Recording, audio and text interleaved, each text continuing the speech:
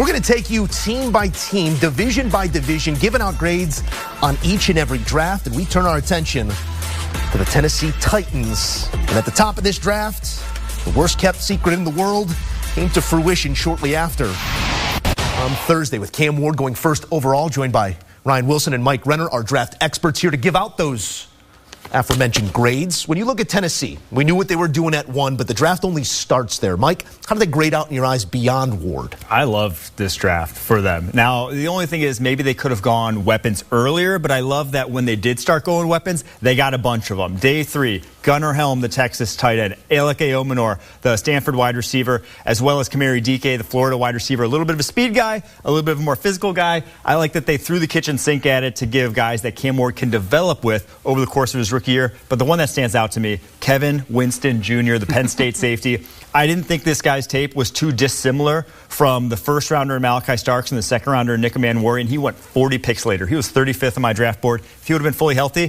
think he very well could have been a first rounder. Tennessee Titans, they got a steal in my opinion. Yeah, A+ as well. Mike and I are starting off easy grades. It starts with Cam Ward. You don't mess that up. Kevin Winston Jr. only played 2 games for the knee injury. Came back a month ago and ran a 4.5. So to Mike's point, that feels like a steal as well. And this team feels different. And again, one thing teams have this time of year is hope, because everyone's undefeated. You got the guys that you wanted to get. But Mike talked about the receiver weapons they got. DK plays in the slot, runs 4.4, sub 4.4 maybe. Even if I recall correctly, Aomanor is a big target outside. Reminds me a little bit of Anquan Bolden. Maybe that's a rich comp, but we're in the spirit of giving positive comps at this point in the process. So one thing that, for as much as our buddy Pete Prisco Will Levis, one thing Will Levis didn't have was weapons. So you're trying to set Cam Ward up for success. So I love this for him.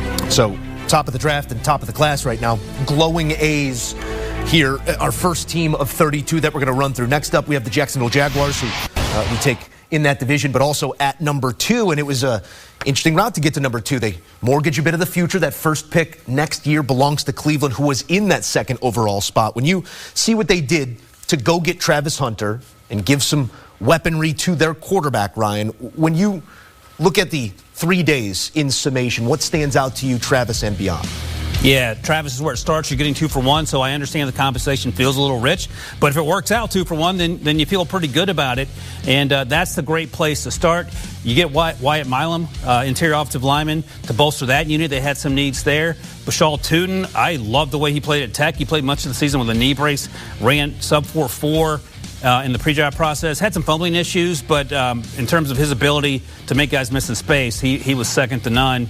And I'll mention at the end there, I got to end with my guy, LaQuinn Allen. 20 years old, didn't run during the pre-draft process, so that probably means he's not fast.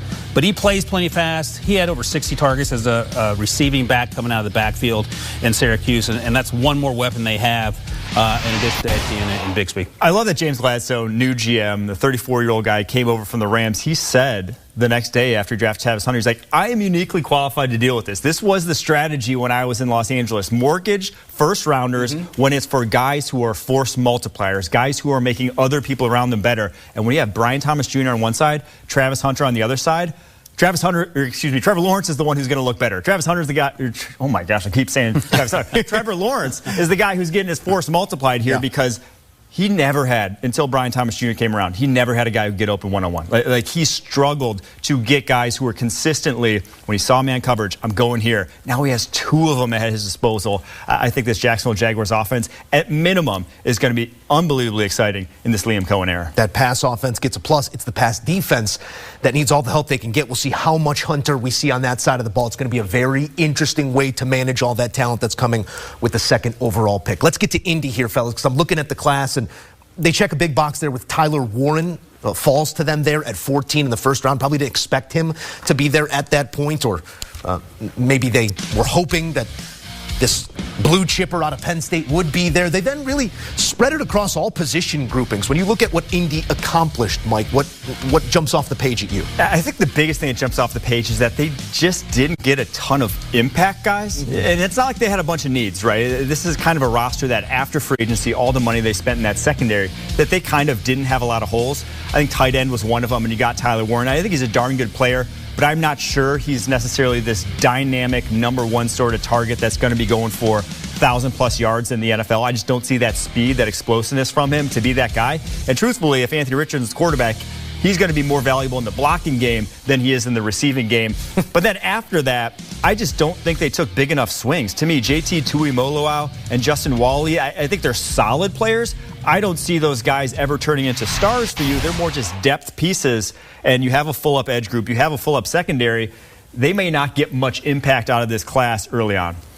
Yeah, he's hard on JTT. I love me some JTT. We're allowed to grade with the red pen as well. Yeah, I know, 100%. And I'm just giving Mike a hard time because he didn't mention this guy, Riley Leonard, bringing up the rear there. If there's a good fit for Riley Leonard to start from the bottom of our way up, it feels like they're the athletic version of the tight end that Shane Steichen wants. Here's what our buddy Ryan Carthon said when I asked him on Thursday night, do you need Tyler Warren, quotation marks, given perhaps you could go in another direction, offensive line or whatever? And he said, I would just walk anyone who has questions down the hall and show them Dallas Clark, Marvin Harrison Sr., Peyton Manning, and Reggie Wayne, of course. I think JTT will be a little bit better. I like Jalen Travis a lot as a depth piece along the offensive line at Iowa State. And we mentioned Riley Leonard. Tim Smith also adds some depth along the defensive line, Senior Bowl invitee there, 5-star out of Alabama. So it's a solid draft. I gave it an A. Mike gives it a B-. I think that's fair. There was one pick I really liked. Hunter Waller, their 7th rounder out of Wisconsin. I think at minimum, he's a solid box safety and can be a good special teamer for you to get that in the 7th round as a fan. You use the word depth, and that's where I want to go next here with Houston, because this is an offensive line that was one of the worst in the league and in a long time last year in front of the talented quarterback in C.J. Stroud. They do pick up one piece of offensive line help, but they go with a pair of wide receivers out of Iowa State. Was this best available strategy? Was this need-based? What did you see from Houston? To me, this is the arms race that is the AFC right now. If you want to win a championship, you better have a darn good offense to get through the likes of Baltimore and KC and Buffalo and Cincy and all these teams that can put up points at a moment's notice. We didn't see that last year in Houston. Some of that, though, was because the wide receiver position wasn't good enough a lot of times. When they got banged up, and Tank Dell, obviously, I don't think after that gruesome injury you can rely on him. This shows me that they want to give him weapons. If your offensive line's bad, you can make up for it if your receivers are getting open early. And getting the Iowa State duo of Jayden Higgins, Jalen Noel, they are complementary pieces. They were complementary at Iowa State. That's why they both went for almost 1,200 yards this past season. I think they'll be complementary in the NFL. You just add those two to Nico Collins, and this should be, within the next few years, one of the best receiving corps in the NFL. I agree with that. This isn't a gambling segment, but I've learned some things through the intense scouting I've been doing this draft cycle, Joe. Cowboys draft Tylers, so okay, top of your board. Mm-hmm. We have Jayden Higgins, Jalen Noel, Jalen Smith, Jalen Reed, all taken with the Houston Texans. Very good. And Mike talked about Jalen and Jayden Higgins and Noel, the duo at Iowa State. And I love the idea. Tank Dell, undersized. Jalen Noel, undersized. Jayden Higgins, Nico Collins. So now you have two big targets out there. And we talk all the time about drafting. Like Mike's guy, Kyle Williams, going to New England, 5'10", plays outside. I would imagine in a perfect world he were 6'4", that'd be much more attractive for Drake May, and we'll get to that. Jalen Smith is an undersized corner, but he had a really good season last year. And one of the things that Mike and I were talking about, he pointed out that I think it was a 3rd-round pick that Houston gave to come back to get Woody Marks, the running back. Good running back, could be a little rich, but we had the same conversation about Will Anderson Jr., overpay or not. Turns out it wasn't overpay, so we'll find out.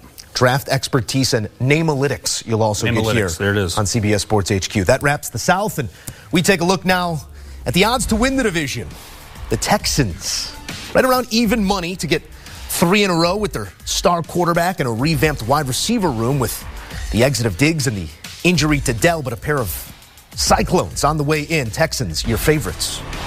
Thankfully, they've got the answers. Ryan Wilson, Mike Renner here with their grades. Cleveland, an interesting draft, which I think is evergreen at times. Mason Graham, a great piece to shore up the middle of that defensive line. They get another edge. It's going to be a pass rush, but then when you look at the offensive strategy, you go Gabriel and Shedeur. Just walk me through how this week went for Cleveland. So here's the thing. They were outside the top 75 picks, right? And Shedeur, I think if they just stood pat and drafted him at 2, no one's even like batting an eye, right? Mm-hmm. So the fact that they got him in the 5th and Gabriel in the 3rd, now call it a reach if you wanted Gabriel. I didn't see it as a reach. I thought he had some of the best tape in this draft class. So they ended up getting my QB2 and my QB3 in this draft class. So from that perspective, they took as many shots as possible at the most valuable position. I'm not going to hate on that. But they got good players. Like their first, from Mason Graham, who was my DT1, to Carson Swessinger, who was my LB2, to Quinshawn Judkins, who's a great running back too.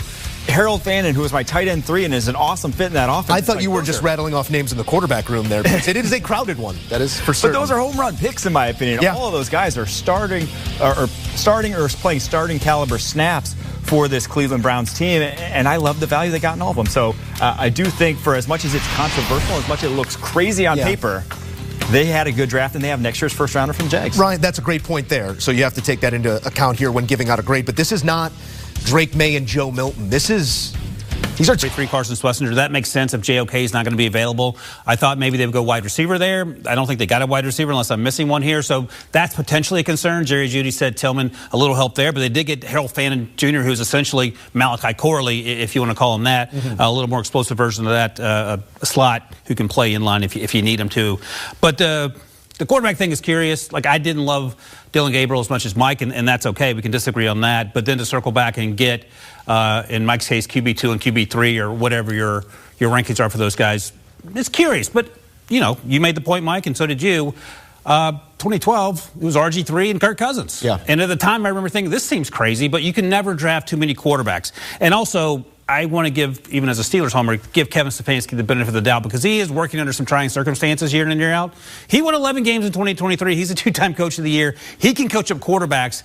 I don't know if that means you should give him 20 quarterbacks to work with, maybe a smaller number than that, but I think they're going to sort some things out, perhaps trade some guys and go from there. I'll just say something smells fishy to me, though, about the Shedeur Sanders pick. You saw the reaction from the room afterwards. It was not elation. It was it was a soft clap. It looked like they're on a golf course and someone just made a 2-footer, right? It just did not feel like they were hyped that they got a quarterback of the future potential guy. And if you want Gabriel in the 3rd round, and I'm like one of Gabriel's biggest fans, but if you want Gabriel in the 3rd round, it meant that you didn't have that high a grade on Shedeur. It meant like that there was reasons why you didn't go Shedeur Sanders because his tape versus Shedeur's, like, everyone had Shedeur's is better. The order of operations is a little bit off there in Cleveland. They come away with 2 quarterbacks, and I don't think it's outlandish to say 2 quarterbacks with below average arm talent. Oh, don't get them started. Don't get them started. An elderly quarterback, a backup quarterback in Kenny Pickett, and an injured Deshaun Watson. It is Cleveland. It will always be interesting. Let's take our talents to Cincinnati, who only had 6 picks here, and taking a look at the grades in real time. Mike, I know you weren't super high on day 2. Did anything you saw here on day 3 change your opinion on Cincinnati's weekend? So I enjoyed their day 3. And I enjoyed, but like it was better than day 2, right? This was, to me, the worst draft I saw in the NFL. I'm not going to sugarcoat it. I gave them a D+. And one, because I don't see those top 3 picks, Shamar Stewart, Demetrius Knight, Dylan Fairchild.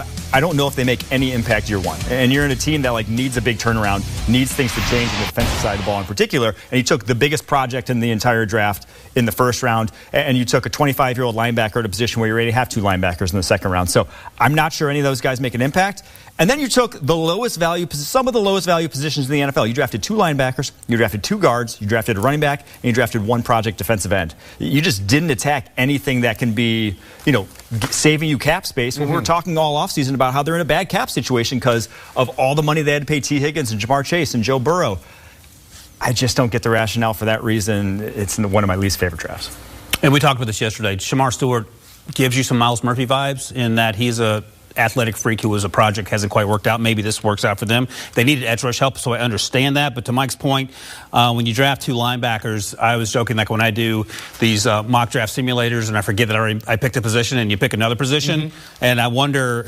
Part of me wonders. I like Knight. He's 25 years old. I like Barrett Carter. I don't know if you need 2 of these guys given all your other needs in Cincinnati. Joe Burrow's going to have to score 40 points a game. T. Higgins and Jamar Chase are going to have to ball out. I love the Taj Brooks pick in round 6 out of Texas Tech, but I shouldn't be starting with the 6th rounder and working my way back up. Some redeeming qualities late, but some question marks elsewhere. And it's a roster construction that's going to be stressed in the years to come as well, to your point here, with all that big money to the quarterback and the 2 wide receivers and potentially to the edge to retain Trey Hendrickson. Taking a look here now at Pittsburgh's room. This was an interesting draft, and when you look at these names, I mean, just did they conduct this draft at the Big Ten headquarters? I'm not sure if that had anything to do with the strategy or it just fell that way. You know how I feel about pick 185 there with the possible quarterback of the future. That one really makes this weekend glow here on day 3. How do you feel about it in totality, Ryan?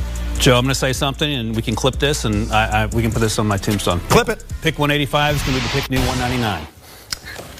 That's too much. I love Will Howard. I wish I had something for. I love Will Howard too. I love I love doing a little engagement farming there, but that's a potential quarterback of the future to sit and learn behind a quarterback that's not signed in Pittsburgh. In the 6th round, I'm completely fine with it, and it helped turn the draft for me and how I felt about it. I came around on Derek Harmon. Mike's talked about how the good things he provides, and when he's healthy,